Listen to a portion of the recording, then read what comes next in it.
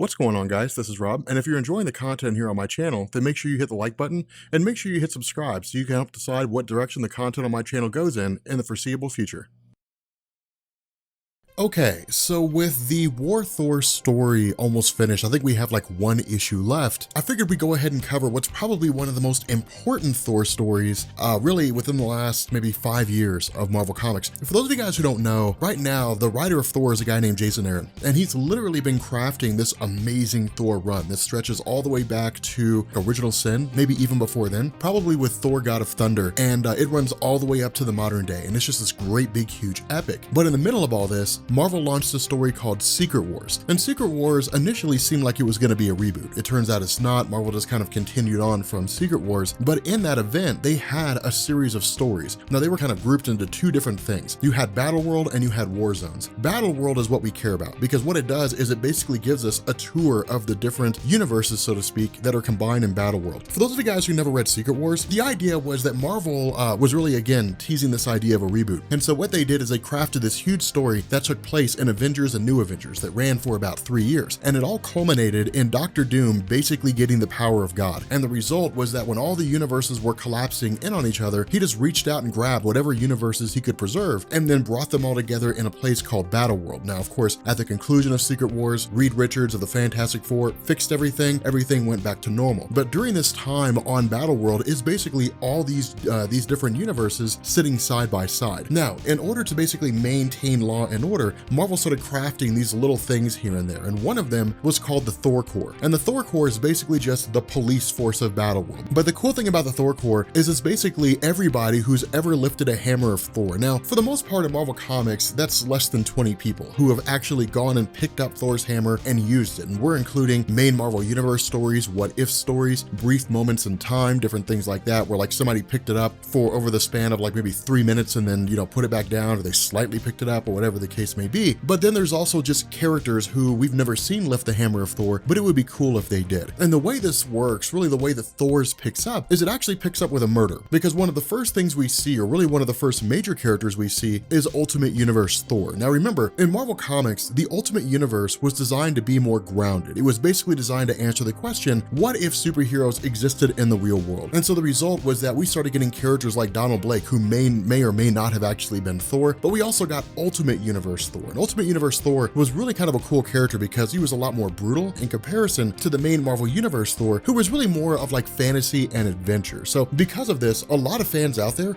love Ultimate Universe Thor. But the other character that I also want to point out here is a guy named Beta Ray Bill. Now, Beta Ray Bill is probably one of the most important characters in the realm of the Thor mythos. And the reason why is because in Marvel Comics, it was just this established thing that for years and years and years and years, what made Thor unique was that nobody could lift his hammer. Nobody could pick up the hammer of Odin's son. Enter Beta Ray Bill. Beta Ray Bill was actually part of a race called the Corbinites, and we'll talk more about this when we get into the story Stormbreaker, the saga of Beta Ray Bill as part of our whole Thor run. But the reason why Beta Ray Bill is so important is because he was the first person to ever lift the hammer of Thor, and this literally opened the floodgates. Now, when he first picked up the hammer of Thor and actually got the whole Thor outfit and so on and so forth, fans were just like, what? It was one of the craziest things. But eventually Beta Ray Bill got his own hammer in the form of Stormbreaker. But what this does, and again, what this story really focuses on, is the idea that when it comes to the concept of the Thor Core, it's literally a testing of sorts, and it's actually pretty efficient the way it works. This little tidbit was covered in the main Secret Wars story. It's actually not covered in Thor's itself, but the idea is that there are basically various individuals who exist all across Battle World who will basically go to Doomguard, who will go to like the home for the Thor Core, and they'll try to lift the hammer. If they can pick up the hammer of Thor, they're worthy and they're inducted into the Thor Core. If they cannot pick up the hammer, they're just sent back home again. So it's really kind of cool the way this whole thing works. But we get characters like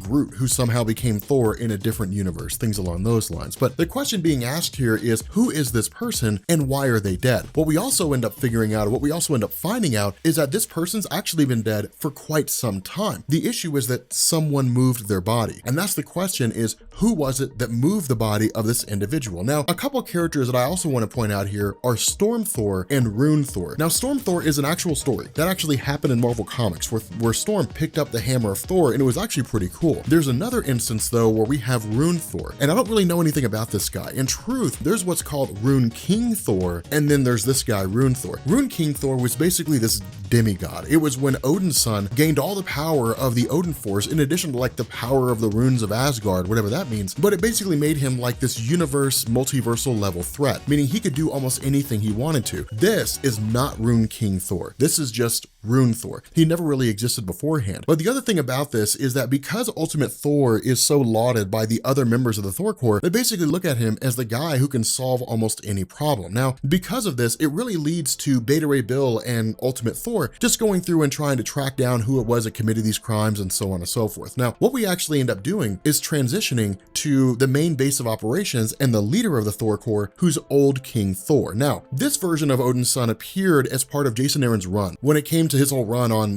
like Galactus invading Earth and so on and so forth. In the main Marvel universe, this was a version of Odin's son that existed far into the distant future when Loki had actually obliterated the entirety of humanity, killed all the superheroes, and destroyed Earth. He's basically just the oldest and the wisest of all the Thors. He's basically lived for thousands of years, seen and done a whole lot of things. Now, the other thing to keep in mind here is that none of these characters really reference their pasts. And the reason why is because when Dr. Doom became God and he created Battleworld, he basically wiped everybody's memory of the way that things were supposed to be. Now, this served two purposes. The first was to create stories like this, where characters don't reference their own past, they're just kind of living in the moment, and they believe that what's around them is the way it's always been. The other half is to actually allow the Secret War story to unfold, because remember, the way the main Secret War story happened is you ended up having the collapse of the multiverse and then the creation of Battleworld by Dr. Doom, and all the inhabitants believed that the world around them is the way it's always been. But this set the stage for the survivors of the Ultimate Universe and the survivors of the main Marvel Universe who had stowed away on ships to basically emerge and then look around and say, this is not how things are supposed to be. And so again, it allowed the event to actually transpire the way it was supposed to. Now, this allowed a lot of the heroes to go around and start quote unquote waking up other people within Battleworld and then stage a coup against Dr. Doom and so on and so forth. But within the confines of this, again, this is strictly just Thor stuff. Now, at this point, because of the fact that,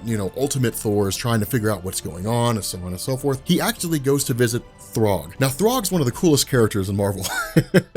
If I remember correctly, Throg is the result of a prank by Loki, I think it was, where he turned Thor into a frog. The difference is that instead of this being like, a past version or something like that, this character actually hails from a universe where Thor was never turned back into his normal self. Instead, he just continued on as a frog. And so that's kind of the cool thing here, is because Throg is basically like the forensics guy of the Thor Core. Now, as they begin going through, one of the first things that, Throg really hints to and Ultimate Thor picks up is that all these characters are named Jane Foster, and we do not know what they have in common aside from that. And that's the whole detective aspect coming into play when it comes to the story. And so one of the other things that I want you to notice here is that as we transition through, they actually pick up in a bar, and then we end up seeing Odin's son, like the main Marvel Universe Thor, who's just a guy ranting outside of a bar. That's it. That's how he's introduced. Ultimately, what we end up finding out is that Beta Ray Bill basically has spies of his own all around these different realms of Battleworld. Because remember, in Battleworld, while all the universes, so to speak, or all the territories are supposed to remain isolated and no one's ever supposed to cross over, the Thor Core can come and go as they please because they're the police force for the entire Battleworld. So what we end up finding out is one of the spies of Beta Ray Bill is actually Loki. In this story, Thor's Volume 1, if that's what we want to call it, there's only one Loki. There's no other Lokis here. Not only that, this is Loki from the main Marvel Universe.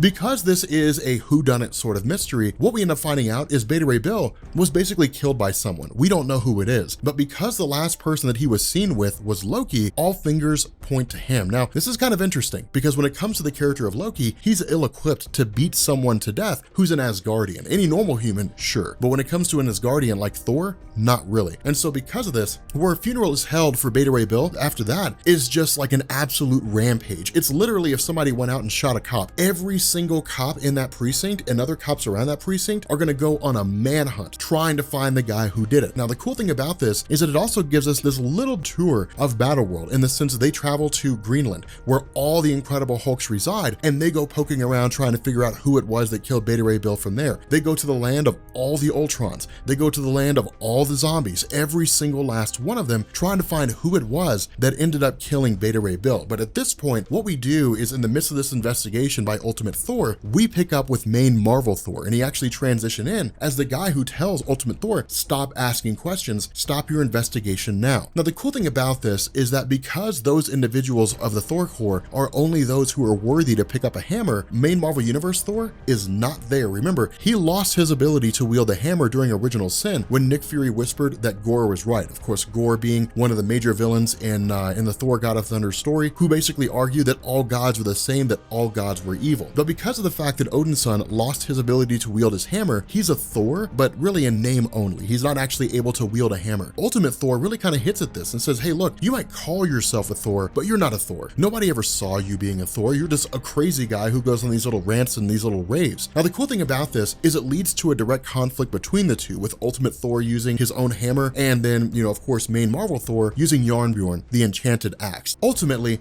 as they go through and they continue this investigation, when Ultimate Thor is called off and the conflict ends, we end up having him track down and locate Loki. Now, again, Loki is really just a suspect by circumstance. It's not like they actually have any evidence against him. It's just Beta Ray Bill was beat to death. Loki was last seen with him. Loki's been hunting around and really just kind of poking around at the crime scenes. And so he seems to be the most likely guy to have committed the crime. But again, it's because they have nothing else to go on. There's no evidence whatsoever that anybody in particular was associated with this crime. Ultimate Thor doesn't know who Loki is. As far as he's concerned, it's just a guy who committed crimes and somehow has the ability to manipulate things with magic. But again, keep in mind that when it comes to Loki, in terms of his place in the Asgardian pantheon, he's the magic guy. Physically, there's no way he'd be able to overpower anyone who was able to lift a hammer of Thor. And so because of that, we as the reader know there's no way Loki committed this crime, and there's no way he would have been able to beat Beta Ray Bill to death. Beta Ray Bill would have squashed him like a bug. But what Loki actually ends up saying is all those bodies, the bodies of Jane Foster, the body of Donald Blake, what was previously Thor's alternate personality, alternate persona, those bodies were already dead. Loki just found them and then placed them in different locations in an effort to basically show Ultimate Thor that one of the Thors, is the one committing this crime. Who it is, they don't know. But because of the fact that Loki's the god of lies, because of the fact that he's been skulking around, because he's basically been engaging in all these different actions that lead people to believe he's guilty as opposed to innocent, no one actually believes him except for Ultimate Thor. If for no other reason, then he realizes he's got no evidence on this guy. And so he's got to chase whatever lead he can possibly find. And so what he ends up doing is traveling to a place called the Deadlands. Now, in Battleworld, as part of Secret Wars, the Deadlands was just the place where all the Marvel zombies hung out at. That was it. It was the place they were confined to. But it was also considered to be a sentence of execution. And the reason for this is with all these different, territories, so to speak, under the control of God King Doom, all these territories had barons or people who were in charge of them. If one of those barons did something that displeased God King Doom, or if anybody in Battleworld did something that displeased God King Doom, what he would do is sentence them to the shield. They would be just tossed over and they would have to last as long as they could against the zombies. Inevitably, they would be consumed and they would become one of them, patrolling, just kind of walking around outside the Deadlands. And so what we end up finding out is the person who's been committing these crimes is Rune Thor. Now, again, we don't know why. We have no real information as to why he did this, at least not initially. Instead, his attack takes Ultimate Thor by surprise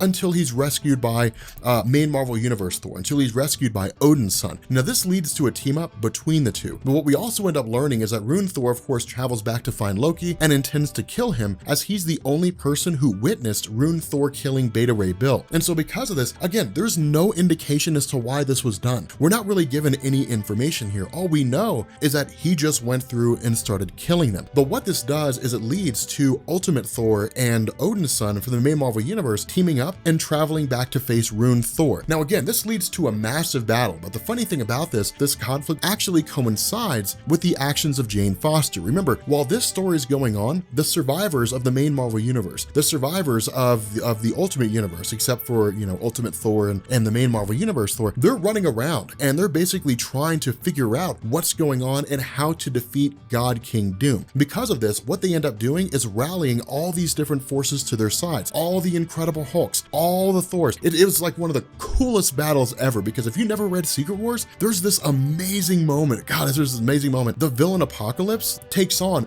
every Thor by himself and just wrecks them. Like, he wrecks every single Thor on his own. Just like one of the coolest conflicts ever in the history of comics. God, I love Secret Wars so much. You know what? As soon as we get done here, I'm gonna go back and read that story again. God, I love Secret Wars. It is such a great story. Anyway, because of the fact that Jane Foster, basically the version of Thor in the main Marvel universe after Odinson lost his ability to wield his hammer, because she was going through and recruiting all these Thors to her side, it's literally Ultimate Thor and Odinson just arriving in the middle of all this. So of course they face off against Rune Thor. Rune Thor is defeated, and they end up joining Jane Foster in the midst of this massive battle to try to topple God King Doom. But the cool thing about this, and the reason why this story is so important, is because in the middle of this massive battle, Ultimate Thor is facing off against all these different forces, but he actually ends up having his hammer knocked away from him. It breaks out of the battle world dimension. It travels into the I guess what would pass for the future when battle world and everything's fixed, and it lands on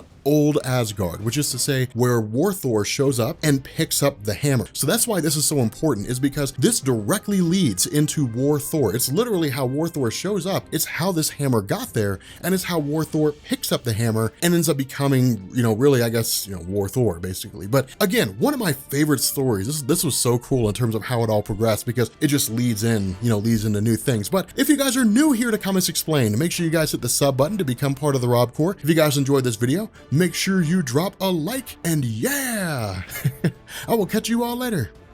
Peace.